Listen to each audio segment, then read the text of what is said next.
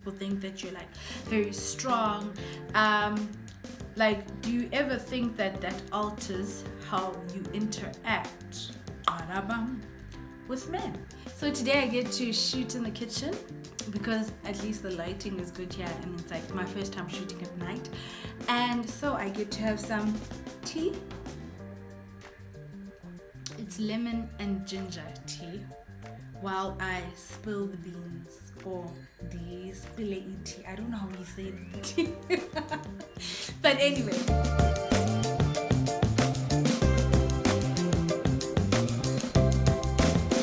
Hi guys, and welcome back. And if you are here for the first time, Ubupi. I'm joking. But yeah, please don't forget to subscribe and share and comment. So the other day I'd actually tweeted this, just reflecting on how people actually think that I don't cry. And so somebody that also knows me sent me a message then on Instagram to say, do you ever think that it's maybe because you come across as strong and that you have things together? Do you not think that that's why people might think that you're a robot? And also because you're very like career driven, people think that you're like very strong. Like, do you ever think that that alters how you interact with men? And then the question was amended, and also with regards to your career. I will start with career, and then I'll actually start talking about my relationships with men romantically. With regards to my career, like, I love working, number one. Like, I thoroughly enjoy it. I love thinking. I love, I love a lot of things that require me to think. I think being able to think and reason, it plays a very big role in my identity, which can also kind of be dangerous as well. But anyway, that's something for another day. I do like the idea of building a career. I'm very invested in being a career woman as well. So my personality offline and when people get to know me is I won't say I'm cutthroat, but I'm very direct. I know what I want, I know what I don't want, like, that's who I am, right? People that know me like personally and my intimate circle knows that I am a softie of note, but when you meet me everywhere else, you would never say, and I can completely understand that there's that switch, and that's why people don't necessarily know me in the same way. I think what we tend to do is we also tend to sort of emulate some sort of idea like what succeeds in industry, right? So we also try to emulate this. I'm tough, I'm strong, I'm blah, blah, blah. But I don't think that's what I want my legacy to be, and I don't act like that. I think that in my interactions I may be very like short, but also when I work with someone, like, I try to also get to know them. I mean, I'm not an overly friendly person just in my nature, like, but when I work with you, I really try to humanize you, right? So essentially what I want to say is that in your workspaces, you kind of decide who you want to be. Like, your personality outside of work and in work can be different, or it can be the same. I think mine is fairly the same. Whereas, like, I'm very, this is what I need, this is what I want, please, but I'm also, you are a human, we are humans. And I think that touch is something that corporate has been missing forever, right? So I don't only take my strong, cutthroat, personality into work. I sort of adapt to sort of build relationships with people. So I think it's very important to build those relationships and also understand that other people are not going to be like you. Like, other people want to feel cared for, other people want to feel the warmth. Kind of understand that you need to push and pull with certain people in different ways. Like, some people need your time or your energy or your love or your ear, and in order to be productive with that person, that's how you're going to give. Like, you're not going to push people in order to get results, because that could actually be slowing them down. you kind of try and get to know people, like how you interact with everyone else. We really think that we're gonna get there and be who we are, and this is who I am, and you can't tell me nothing. Like, guys, it doesn't work like that. You can't always think that in every room that you walk in, you're gonna bring in who you are and not adjust. That's not how the world works. If you're competitive, and here you're seeing that this is a team dynamic, it needs a team, you adjust. And that's personal leadership. That's leadership within yourself. And it's very important to know when to adjust. I think another tough part about my personality, right, is that because I humanize people, that would actually mean that your things come last. You don't take priority, right? But what I learned is, like, learn your environment as well.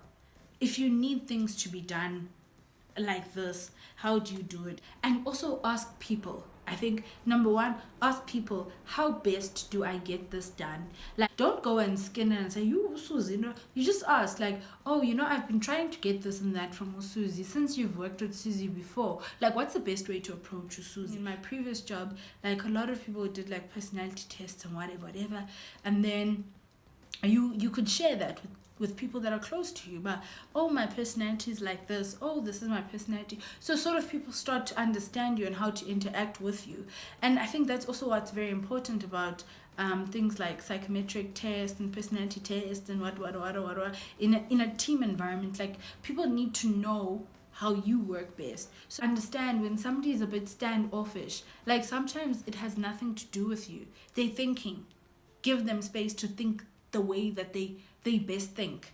Sometimes when people are like excited, they're not doing it to like irritate you. Like, it's what's energizing them. Do you know what I mean? So, my tea is cold.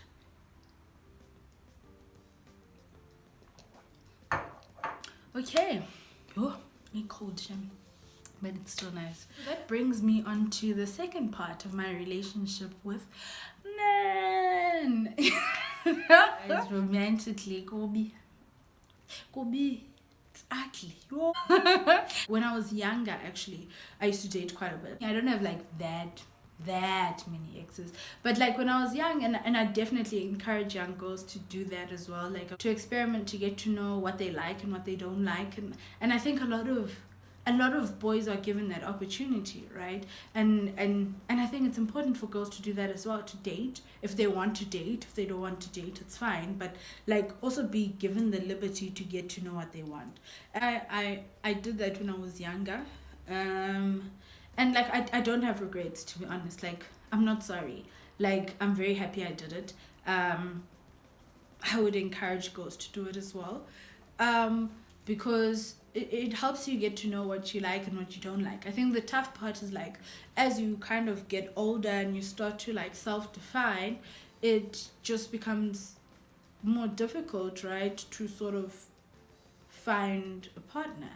Banqabile man, guys. Banqabile madoda awekho. Similar to what I said in the working environment, that people are different. People have different needs. They have different wants out of a relationship, and it's really about like getting to know your partner and sort of adjusting, because like you're not in the relationship alone, right? Number two, you guys have a whole load of different experiences, right?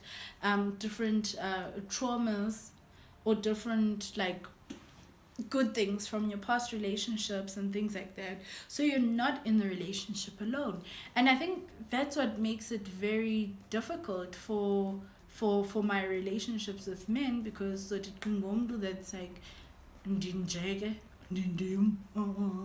and like that's not realistic, because you don't do that at work either, or I hope you don't do it at work either, or in your relationships at home. Like, you don't do that. You sort of, yes, you do have your boundaries. This is me, this is whatever this is, but there's sort of like some sort of coming together, or some sort of give and take, right, to accommodate each other. And I think, romantically, it also becomes much more difficult, because of how differently girls and boys are raised, right? And I think the idea that a lot of boys are raised with, which is not necessarily correct, is this idea of they are the alpha, right? And like, okay, sharp, like, who doesn't want to be an alpha? Like, ndiyathetha, things happen, I get home, I don't have to do anything. Like, okay, who doesn't want to be the alpha? Like relationshiping is not a career for women anymore. And I say this all the time. Like, it's not a career. Like, I will still be happy, I will still have the things that I want out of life if I want to, because the door's there for me to do that. So me being not being married or not being in a relationship doesn't necessarily mean that I'm going to go hungry. Like, this is why like I am gesana, if I meet a billionaire that makes my life like yo ibe toof more.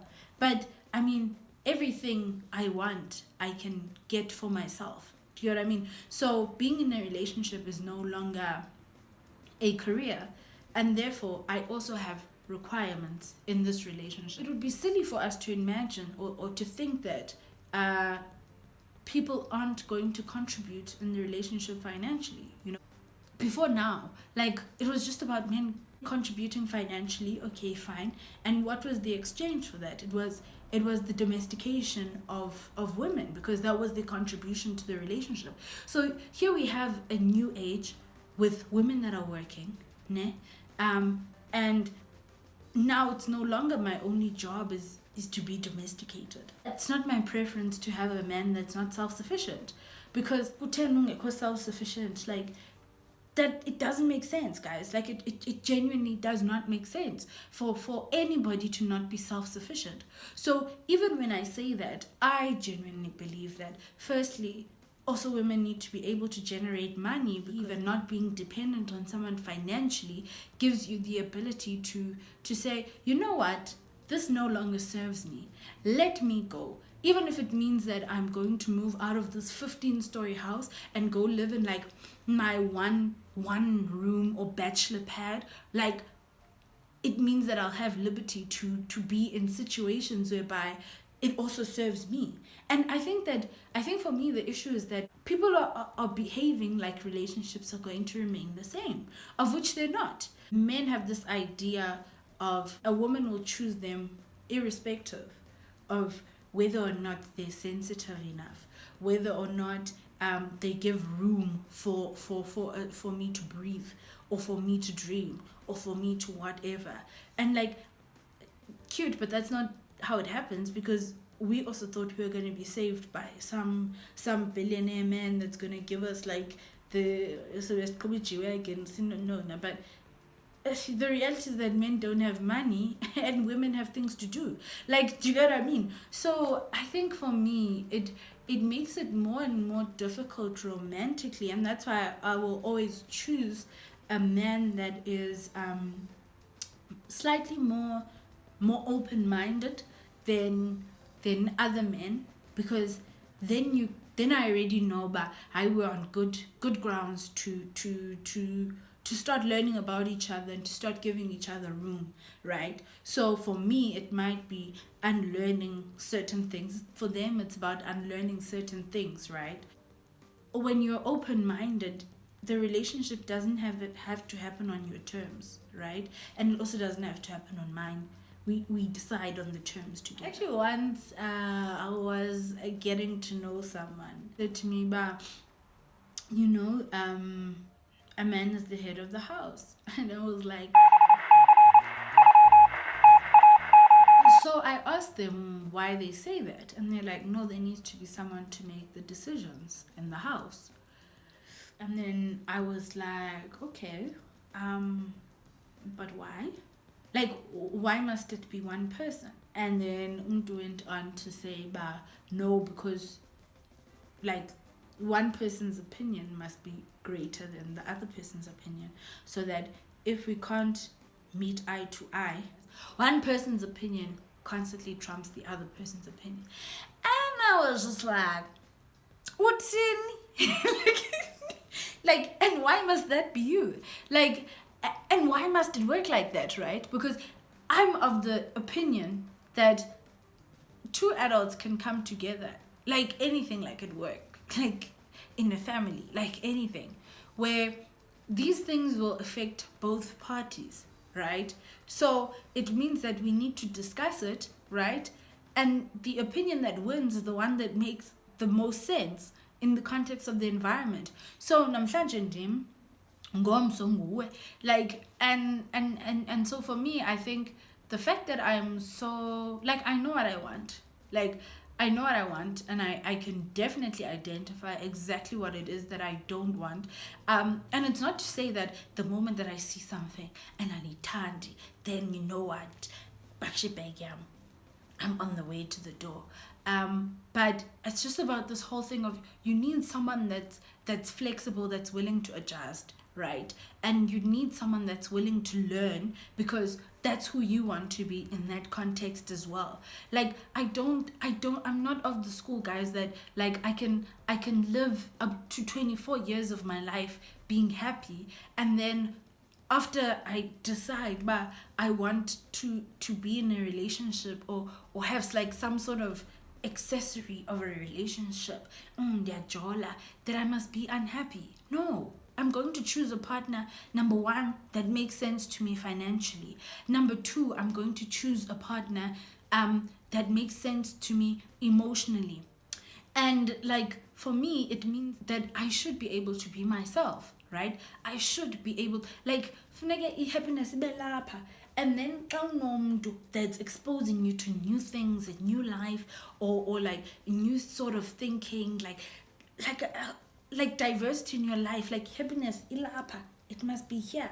I cannot, guys, spend my life deciding, but I'm going to build up this ball of happiness, and then all of a sudden I must be here, like reducing myself, or deciding that no, maybe I mustn't try and be too ambitious, because uzothini uzibani bani if I end up earning more than him, or uzothini uzibani bani if it just seems like andizoyenza loo nto. Like it won't happen. Like happiness yami lapha. If we are going to relationship, might, yes, it will go like this. Because of what? Because obviously abantu, they don't see eye to eye 24/7. But does it? And don't be stressed, man, in my life. Don't be stressed. There's so many things to be stressing about. Don't be stressed. I think it makes it much more difficult to find a partner. But like, I would much rather be by myself and extremely happy than have to reduce myself, or to don't myself, or to I, like, guys, I'm sorry, like I'm sorry. And this, I think the question would be, having strong personality, what you want, knowing what you like, make dating more difficult. I think it makes finding a partner more difficult, but chances are, when you filtered and you filtered and you filtered, from my experience, like, a dating itself doesn't become difficult. Does finding a partner become more difficult? Yes, 100%, extremely difficult. Does filtering make your life better? Yes, because now I've got standards, and I'm guessing that the person that I will end up with has his own standards, that we might not meet 100, but your standard, you're the woman of my dreams. I thought I'd end up with a woman in a six-pack. I thought I would end up with Bill Gates, my lover. You won't be 100%, but like, I have an idea of like who I want to be. Can you give me enough space to be myself, so that I can grow and be the woman of my dreams? And then now is a space for you to become the man of your dreams. And I think it means sort of breaking down the boundaries of normal relationshiping, and sort of like self-defining, because I mean, seriously, a lot of our examples are failed relationships, or relationships where women are really ibanje siyakumolda, and I don't fit that mold. Like, so I won't subject myself to a lifetime of unhappiness. Guys, man, it's at the end or be all of our lives. Like, I think the older you become, like, a lot of people start to look at you as like, oh, like, am I still hopeful that, yeah, I'm gonna find my and obvious, like billionaire, I mean billionaire, you know. Do I think I'll still find them? I mean, there's a high chance that I will. Like, I'm only 24. I have like a long life ahead of me. Like, I don't even know. Maybe next year I might be in London, or I might be in, like, I could be anywhere, and I would probably find someone that fits me, or like I could have moved back to Cape Town by then. When you're in a good relationship, it feels good. When you're in a bad relationship, iyadik. So, like, I'm okay with certain men not wanting me, or I'm okay with certain men not being able to be in a relationship with me, because there's certain men that I don't want and certain men I don't want to be in a relationship with. And I'm okay with if a man is intimidated by who I am or whatever, because and I'm okay if that's a hindrance, because chances are I don't want a man like that. Like, I want somebody that embraces my strengths, embraces my weaknesses, because I'm not perfect either. And like if that means I'm 40, guys, like, everybody wants to like have someone, but like, I don't want to be unhappy. And like, for me, being able to be myself and being able to be strong and to be resilient, like, that's important to me. Like, if you're in my life and we're doing this relationship thing, then sure as hell I'm becoming a better woman, mate. Anyway, guys, thank you so much for watching. Please do share any of your stories with work, relationships. Like, how do you navigate your personality?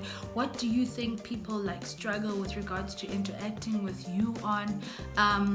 Like, what decision have you made about like who you are, and how do you navigate your life? I would definitely love to hear your stories. Feel free to share. Thank you for watching. Mwah!